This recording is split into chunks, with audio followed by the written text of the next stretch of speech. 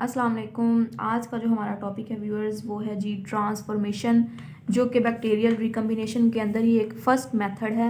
सबसे पहले देखते हैं जी ट्रांसफॉर्मेशन बैक्टीरिया के अंदर होती किस तरह से है, डिस्कवरी किस तरह से हुई, इसकी टाइप्स क्या क्या हैं और इसका मैकेनिज़्म क्या है, इसकी सिग्निफिकेंस क्या है। तो लेट्स स्टार्ट द लेक्चर। सबसे पहले इसकी डेफिनेशन देखी जाए। Transfer of cell free DNA from one cell to another is called transformation. इसका मतलब ये है कि सेल फ्री डीएनए जो हम एक ऑर्गेनिज्म से, एक बैक्टीरियम से दूसरे बैक्टीरियम के अंदर कन्वर्ट करवा रहे हैं, ट्रांसफ़र करवा रहे हैं, उस प्रोसेस को हम कहते हैं जी ट्रांसफॉर्मेशन। डिस्कवरी की बात करते हैं तो अच्छा जी, इसकी डिस्कवरी की बात करें तो इसको डिस्कवर किया किसने किया था, इस मेथड को फ्रेडरिक ग्रिफ्थ ने 1928 में उन्होंने डिस्कवर किया था इस ट्रांसफॉर्मेशन के मेथड को। और उन्होंने ये ट्रांसफॉर्मेशन का मेथड अचानक ही डिस्कवर कर लिया था। वो एक एक्सपेरिमेंट परफॉर्म कर रहे थे और जिसके रिजल्ट में उन्हें ट्रांसफॉर्मेशन का जो मेथड है वो डिस्कवर कर लिया उन्होंने। अब इनकी हिस्ट्री देखी जाए, इंग्लिश मिलिट्री फिजिशियन थे ये, इंग्लिश मिलिट्री में, इंग्लिश आर्मी में। उसके अलावा एक्सपेरिमेंट जो परफॉर्म कर रहे थे, ये स्टडी कर रहे थे नीमोकोकल इन्फेक्शन इन माइस। नीमोकोकाई ये एक ऐसे बैक्टीरिया हैं जो निमोनिया काज करवाते हैं माइस के अंदर, चूहों के अंदर। और माइस जो है वो बड़े ज़्यादा वल्नरेबल होते हैं, उनकी डेथ भी कॉज हो जाती है इस इन्फेक्शन से। उसके बाद अगर हम इसकी टाइप्स की बात करते हैं जी, कि इस एक्सपेरिमेंट्स में कौन कौन सी टाइप्स थी, और ये टाइप्स बैक्टीरियल कॉलोनीज़ की टाइप्स हैं, माइस की टाइप्स नहीं हैं जी। एक थी एस टाइप, दूसरी थी आर टाइप। एस टाइप के अंदर स्मूथ ग्लिस्टनिंग कॉलोनीज बनेंगी। ग्लिस्टनिंग का मतलब ये है शाइनी अपीयरेंस। आर के अंदर rough coarse non glistening colonies produce होंगी। मतलब वो बैक्टीरिया जो डिजीज कॉज करेंगे वो स्मूथ ग्लिस्टनिंग कॉलोनी पैदा करेंगे, और जिसकी वजह से इतना ज़्यादा इफेक्ट नहीं होगा, वो non glistening rough coarse colonies produce करवाएंगे।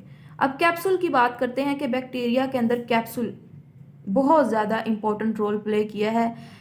कैप्सूल प्रोड्यूसिंग बैक्टीरिया ही पैथोजेंस हैं। आपको पता है पैथोजेंस उस ऑर्गेनिज्म को कहते हैं जो भी किसी भी लिविंग होस्ट के अंदर जाके उसके अंदर डिजीज कॉज करवाता है, तो इसलिए हम उसे कहते हैं पैथोजन है वो। अब रोल ऑफ कैप्सूल देखते हैं कि कैप्सूल का क्या रोल है जी डिजीज कॉजिंग में। सबसे पहले जो कैप्सूल है वो प्रिवेंशन प्रोवाइड करता है जी। किस तरह से प्रिवेंशन प्रोवाइड करता है?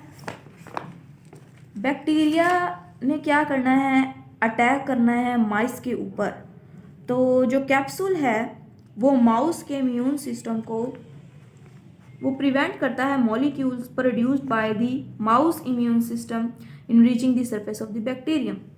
कैप्सूल्स जो हैं वो प्रिवेंशन कॉज करते हैं कि माउस का इम्यून सिस्टम जो है वो उनके ऊपर अटैक ना कर सके, एक हर्डल क्रिएट करते हैं। दूसरी हमने बात की प्रोटेक्शन की। प्रोटेक्शन किस तरह से? वो वाइट ब्लड सेल्स के लिए डिफ़िकल्ट बना लेते हैं कि वो इनगल्फ करें बैक्टीरिया को, क्योंकि आपको पता है जी जो वाइट ब्लड सेल्स हैं वो हमारी इम्यूनिटी को स्ट्रॉन्ग करते हैं, वो फाइट करते हैं डिजीज़ के अगेंस्ट। पहला बताया प्रिवेंशन, ये माउस का इम्यून सिस्टम है उसको प्रिवेंट कर देते हैं कि वो इसके ऊपर अटैक करे। दूसरा वाइट ब्लड सेल्स जो कि बैक्टीरिया को अगर इनगल्फ कर लेंगे तो जो हमारा ऑर्गेनिज्म है वो सर्वाइवल की तरफ जाएगा और बच जाएगा, क्योंकि वाइट ब्लड सेल्स उसको अटैक कर लेंगे, उसको ख़त्म कर देंगे।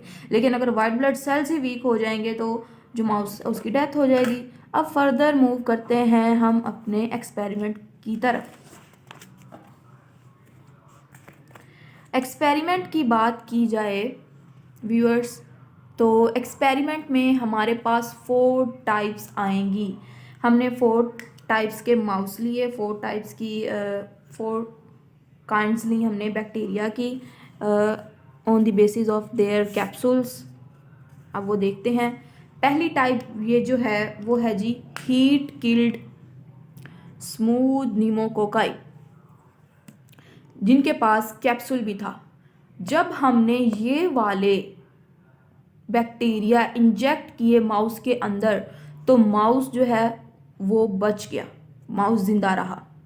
उसके बाद दूसरी टाइप जो है वो हमारे पास लाइव विरुलेंट स्मूथ निमोकोकाई की है, जिनके पास कैप्सूल प्रेजेंट है और इसके अंदर माउस की डेथ हो गई क्योंकि इसके अंदर विरुलेंट टाइप के बैक्टीरिया थे। विरुलेंट कहते हैं डिजीज कॉजिंग। जहाँ पे भी आपको विरुलेंट का वर्ड नजर आए दैट मीन्स कि वो जो ऑर्गेनिज्म है वो डिजीज कॉजिंग है, हाईली डिजीज कॉजिंग है।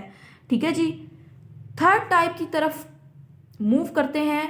थर्ड टाइप जो थी वो थी live non virulent rough non capsulated.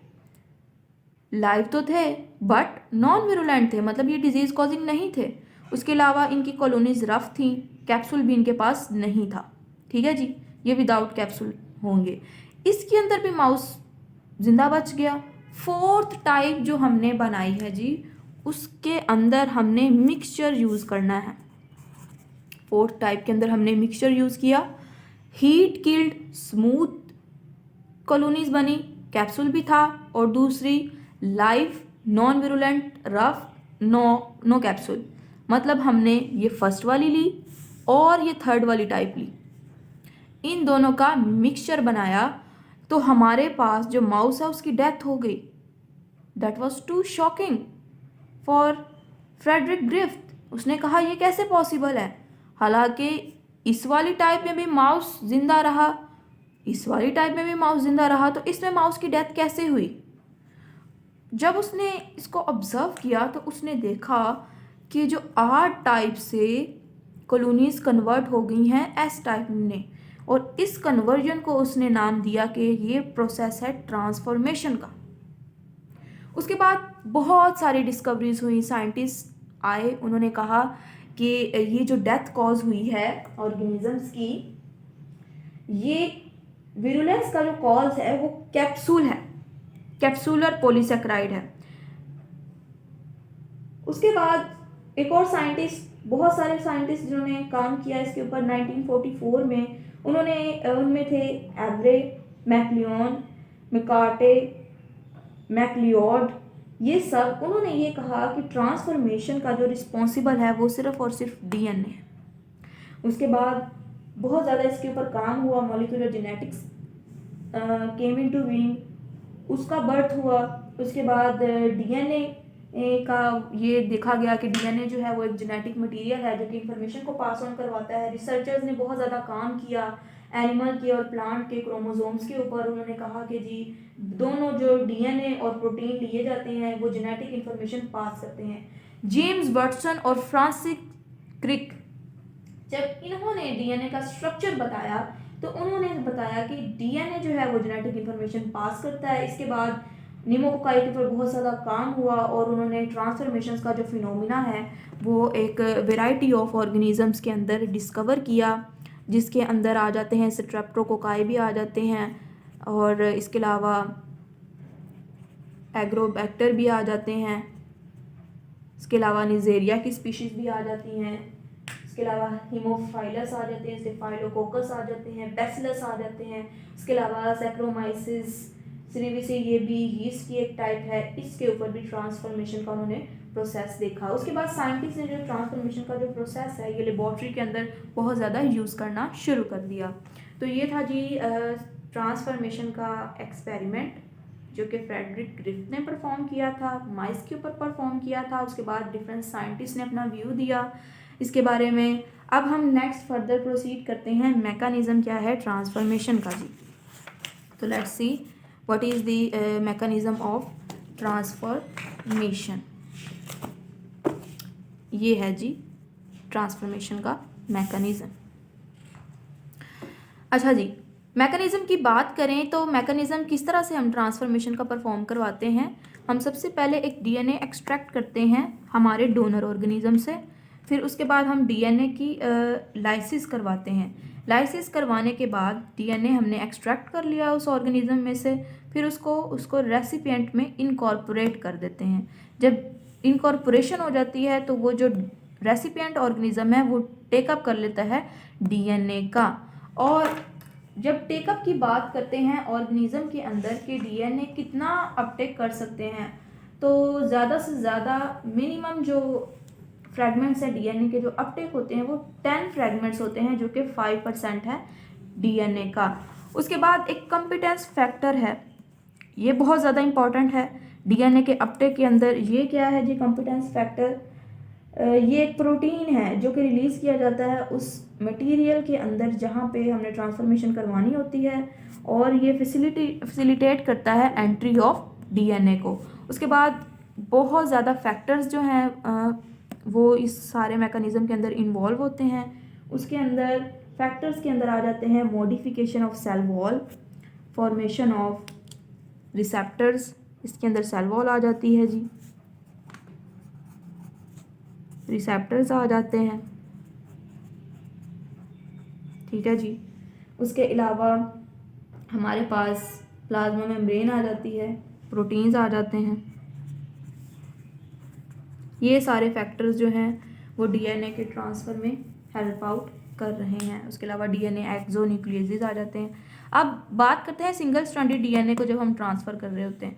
Single stranded DNA में क्या करते हैं हम, सिंगल स्ट्रैंडेड डीएनए को ले लिया, एक पीस फ्रेगमेंट ले लिया, उसको हमने अलोंग साइड दी रेसिपिएंट डीएनए उसको जाके प्लेस कर देना है। डोनर डीएनए ले लिया और उसको प्लेस कर दिया रेसिपिएंट के साथ। उसके अलावा अगर हम होमोलोगस रिकॉम्बिनेशन का प्रोसेस देखते हैं कि होमोलोगस रिकॉम्बिनेशन का प्रोसेस किस तरह से होता है, उसमें क्या होता है कि हमने एक डीएनए का एक सेगमेंट रिमूव किया और उसको अटैच कर दिया रेसिपिएंट के सेगमेंट्स के साथ, और इस तरह हो जाती है हमारी होमोलोगस रिकॉम्बिनेशन। सिग्निफिकेंस की बात करें तो हम इस प्रोसेस को लैब्स के अंदर यूज़ कर रहे हैं, लेबॉर्ट्री के अंदर बहुत ज़्यादा। उसके अलावा हम इसको अपने मन चाहे जेनेटिक मटेरियल का ट्रांसफ़र वो करवा रहे हैं। ये थे जी ट्रांसफॉर्मेशन के प्रोसेस की सिग्निफिकेंस, और होप सो आपको वीडियो पसंद आई हो। प्लीज़ सब्सक्राइब करें।